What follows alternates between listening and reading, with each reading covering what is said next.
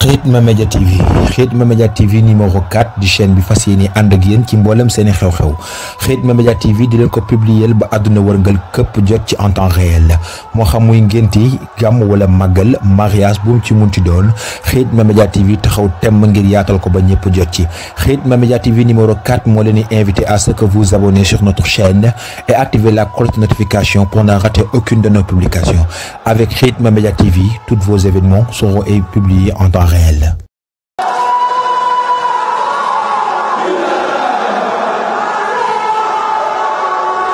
Bismillahi rahmaani rahim.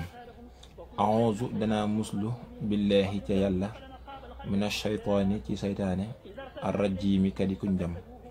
wa inniya naka man u'iiduhaa danaa muslul ko bi ka ci yow wa zurriyatahaa ak ay sëtam mina shaytaani ci saytaane arrajiimi kadi kuñ jam rabbi yow sama boroom a'uudu danaa muslu bi ka ci yow min hamazaati shayaatiin ci jax-jaxe saytaane ya wa a'uudu danaa muslu bi ka ci yow rabbi yow sama boroom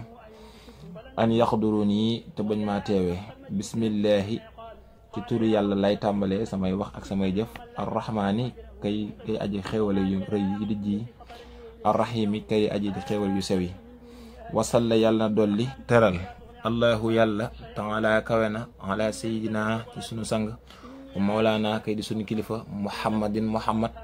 wa ala alihi ak ñoñam ya wa sahbihi ak sahaabam ya wa sallama tam dolli ko wóolu wa barakatan tam barkeel salaatan ak teral wa salaaman ak mucc wa barakatan ak barke yaquudu bopp dana womat biha jëm ci moom kulla man képp koo xam ne xara jàng na haadal kitaaba bi la téere ilal jannati jëm ca ajjana allati ja nga xam ne waxida digéef na ko almutaquuna way ragal yàlla ya amin yàlla nga nangu ñaan yaa rabbal alamin yow borof min defi